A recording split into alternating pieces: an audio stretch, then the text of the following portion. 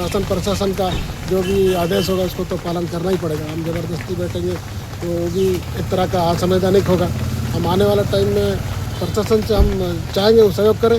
हम दोबारा बैठने के लिए हम फिर हो सकता है कि हम तैयार होंगे। उनके साथ भी मुद्दा वही थी, कुछ क्लैरिटी को लेकर के था, क्योंकि कंपनी ने अपना क्लोजर जो है 16 अगस्त को रख चुका है।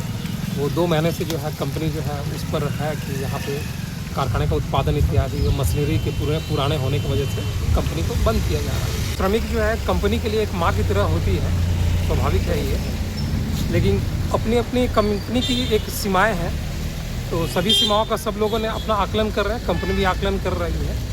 तो हम लोग अगले बैठक में इस पर देखते हैं किस प्रकार का जो त्रिपक्षीय वार्ता फिर हो पाता है, उसी में निर्णय के आधार पर कुछ निर्णय लिया पाएगा।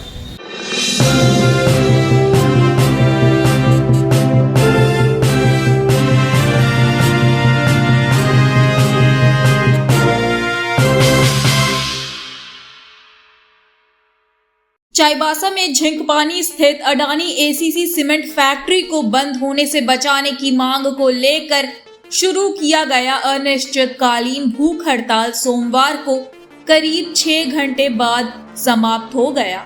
एसीसी बचाओ जन संघर्ष समिति के संयोजक रमेश बालमोचू पुराने उपायुक्त कार्यालय के समीप कोर्ट रोड पर भूख हड़ताल पर बैठे थे। आंदोलन की जानकारी मिलते ही सदर अनुमंडल पदाधिकारी संजय कुमार, अनुमंडल पुलिस पदाधिकारी बहामान टूटी और सदर अंचल अधिकारी उपेंद्र कुमार मौके पर पहुंचे।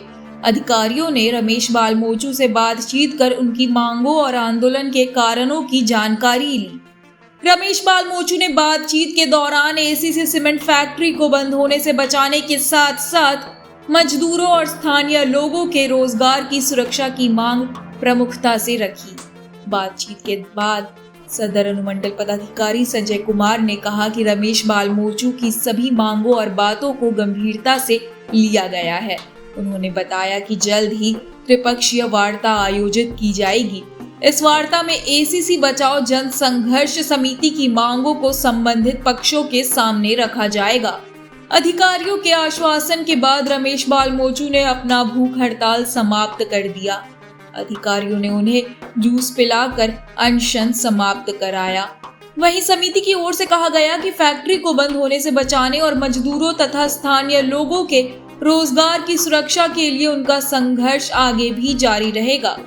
फिलहाल प्रशासन के आश्वासन के बाद भूख हड़ताल तो समाप्त हो गई है, लेकिन अब सबकी नजर प्रस्तावित त्रिपक्षीय वार्ता पर टिकी है। देखना होगा कि इस वार्ता में फैक्ट्री और स्थानीय रोजगार को लेकर क्या समाधान निकलता है।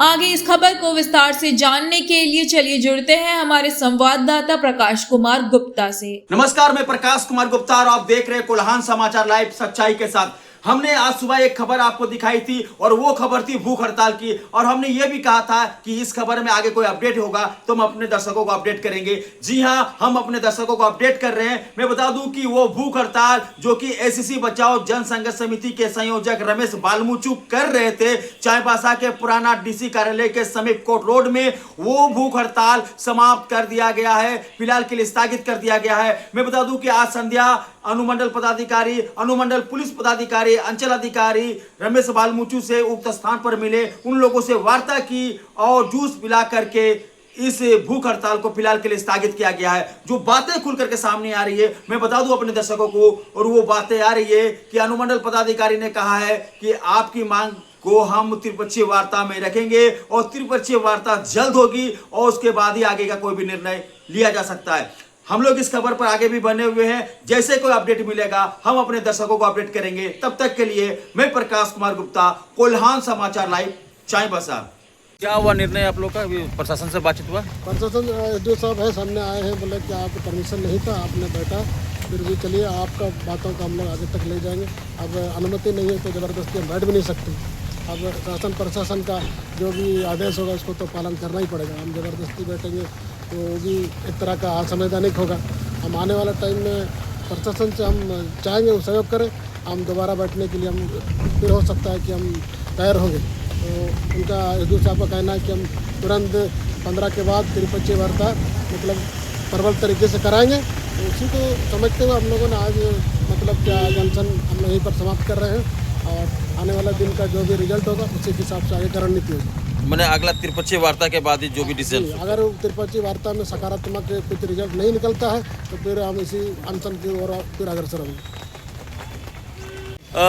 आज यहाँ एससीसी बचाओ जनसंघर्ष के संयोजक यहाँ पर मैं अनशन में बैठे हुए थे, आप यहाँ आए, क्या वार्ता हुई, थोड़ा सा मेरे दर्शकों को साझा किए।